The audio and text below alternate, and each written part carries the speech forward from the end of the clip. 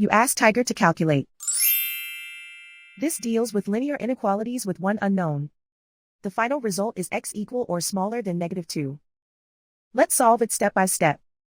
Group all constants on the right side of the inequality. Add 4 to both sides.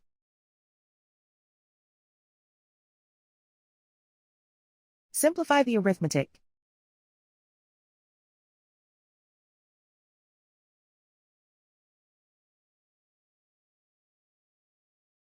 Isolate the x. Divide both sides by 5.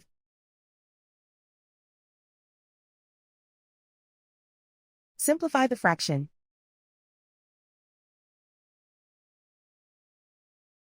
Find the greatest common factor of the numerator and denominator.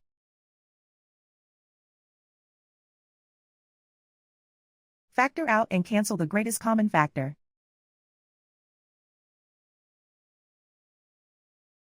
Plot the solution on a coordinate grid. And so the final result is x equal or smaller than -2.